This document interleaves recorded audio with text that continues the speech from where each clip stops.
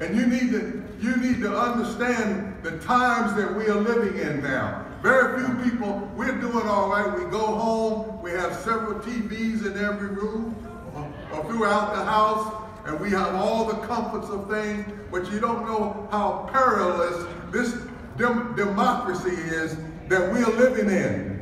There's no guarantee what it's going to be like tomorrow, and we should know that.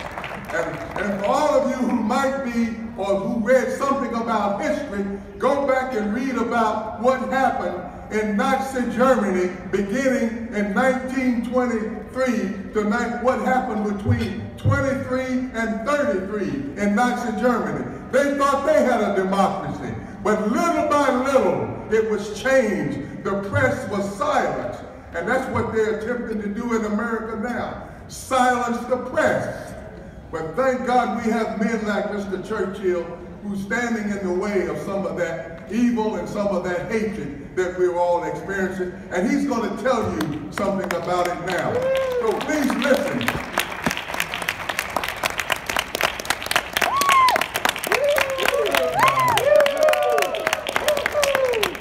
Thank you, but that's obviously an exaggeration. But it is certainly a great honor to accept this award from an association connected with Dr. King. I have to tell you, it was my great good fortune to have been in Washington that day in August 1963, working as a reporter and assigned to be way back near the Washington Monument when he made his great address. But even back there, it was a clarion call to action to right the racial injustices, which he was unafraid to call out when others were into denying.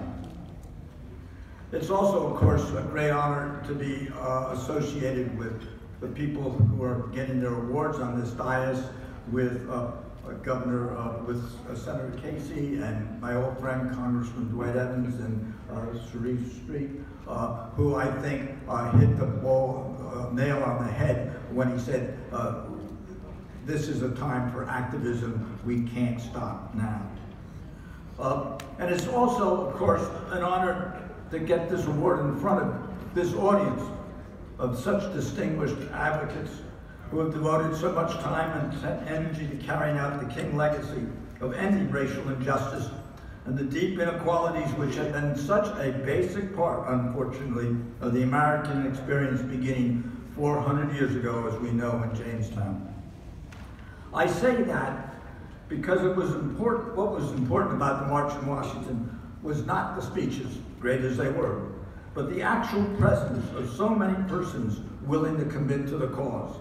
That was the foundation of future success, and it is the foundation of any success that we will have in the future. Dr. King's core concept, his belief in universal human dignity and the related need for equality, has, of course, carried forward into all of my life and influenced me. But perhaps the most important lesson he gave me was that he was not a lawyer. That lawyers are not the movers and shakers they think themselves to be. In fact, Dr. King enabled lawyers to succeed because he built the movements on which made change possible. And an example is right here in Philadelphia, where Bill Coleman, William T. Coleman, assisted by my colleague Tom Gilhool, who's with us today, persuaded courts to end Girard College's exclusion of black students. Remember that? Woo! But in fact, it was the street campaign of Cecil Moore and Paul Vance that drove the city's reaction and decision to really do that. And finally, in Dr. King's activities lay an underlying and optimistic premise that forcing government institutions to do what is right is worthwhile because they could, in fact, deliver needed services and improve outcomes for ordinary citizens, just like the sanitation workers he was fighting for when he died. One of the greatest threats to his legacy today is the corrosive attacks on government at all levels and the belief that it is not worthwhile making the effort. That is what you must fight every day. I was going to talk about two areas of King's interest: the use of physical and violence and physical repression, particularly in our police departments and education. But I'm going to skip the first just to make one quick remark. We've made very remarkable progress. Police shootings, killings are 10%, 20%, 10% less now than they were in Frank Rizzo's day. Yep. That was because of work lawyers and activists did to make sure that deadly force requirements were going to be rewritten and actually implemented. Police hirings. Rizzo attempted to keep all women out of the police force. They're now 25%. He attempted to cut down on African Americans, which were in 1968 at the time of the Kerner Commission, the highest in the country on our police force. They went down to below 12%. They had, because of the work of the Public Interest Law Center and the lawyers there, that was doubled over the next 20 years. We need to keep our attention. We are fortunate we are going to have an African American woman become police commissioner. She will not succeed in keeping down the problems we have in this police force if you do not support her and actively tell the city government that that is one of the highest priorities that they must have. It is not accidental that it is black and brown families in Philadelphia and not white families who are still giving their sons the speech on how to safely behave when approached by police officers. We need to make sure that that becomes just as much a thing of the past as the de jure segregation which we had to face when Dr. King was alive. The most important thing I want to talk to you about, though, was the place where Dr. King's vision has been most flagrantly ignored in Pennsylvania, and that is in the world of education.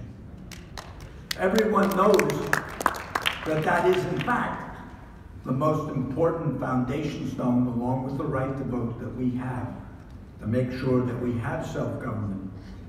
The Supreme Court said in Brown versus Education that education is perhaps the most important function of state and local governments, and it is doubtful that any child may reasonably be expected to succeed in life if he is denied the opportunity of an education. Somehow or other, that message has not gotten through to our legislators.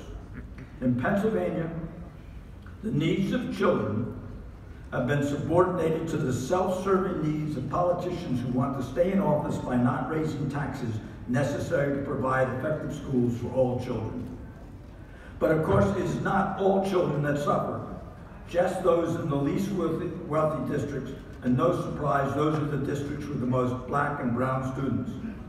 What is surprising is how little public understanding or outrage exists. It is time to connect the dots. It is time to get back on our feet. The health crisis in Philadelphia schools, the health crisis which you've heard about, with children remaining home from schools closed because of asbestos and mold, with not enough staff to manage that cleanup, and with parents distressed with fear about their children's safety just going to school, is a direct result of inadequate and unequal funding. It's not only Philadelphia that has that problem. The U.S. Department of Education in 2017 said Pennsylvania has the most unequal funding system in the country, with the widest gaps between spending in rich districts and poor districts. Let me repeat, the worst disparities in the country. Another national report just last week said the state's achievements gaps between white students and black and Hispanic students are consistently among the worst in the country. In fact, it rated Pennsylvania 47th out of 50 states. That means Mississippi, Alabama, Louisiana are all doing better than we are. Shame on us. The cause is simple. State appropriations for schools provide a smaller part of the funding necessary for our schools than in all but 3 states. Reliance on local funding is fine for wealthy districts, but in poor minority districts like Philadelphia, Reading, Allentown, Scranton, names familiar? Wilkes-Barre, Harrisburg, York, Lancaster, Erie, Johnstown, Chester Upland, Norristown, all school districts with majority minority populations. In those school districts, their students do not have a fair chance. So what are we going to do about this?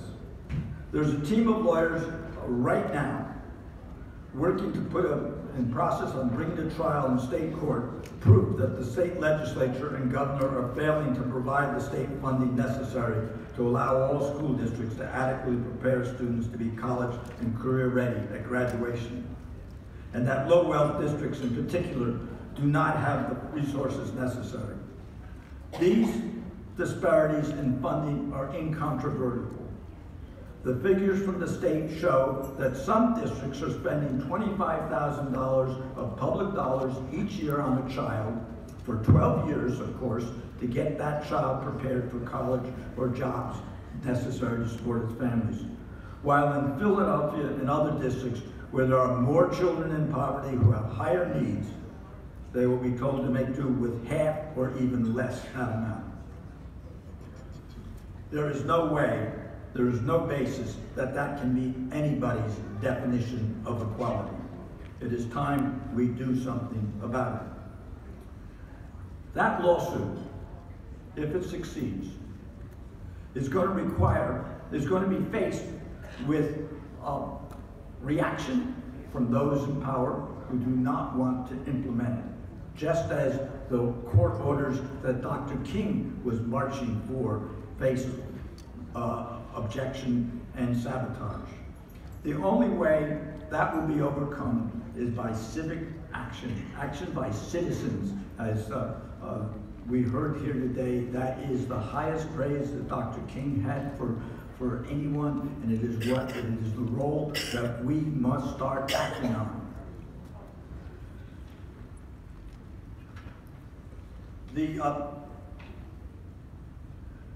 The biggest problem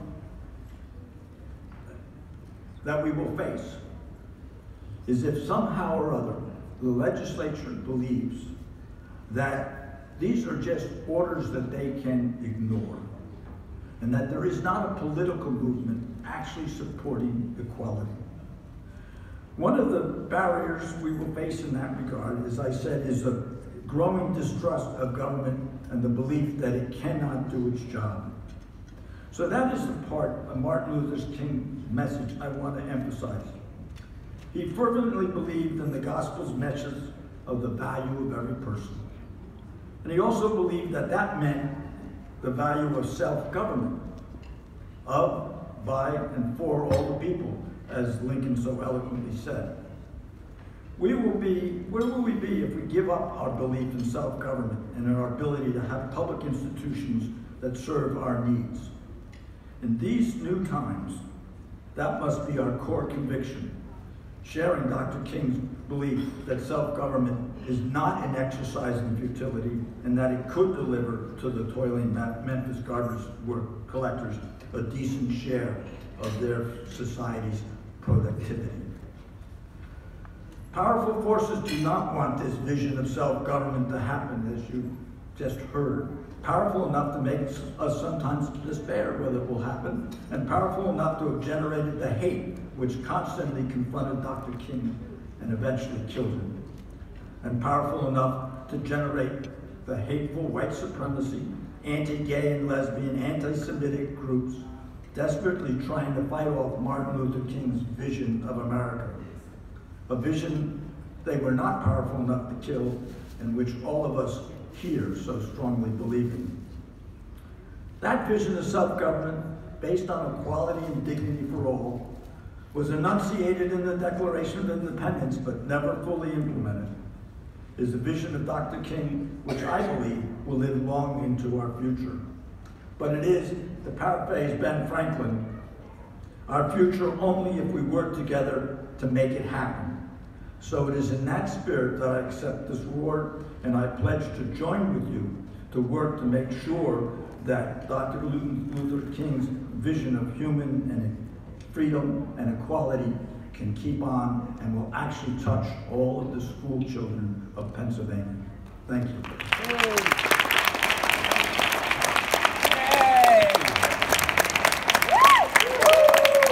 Now you will understand why I wanted you to hear his remarks. Because very few of us really know what the condition of education is in Pennsylvania. I think he said it ranks about 47 out of the 50 states. So that's why I wanted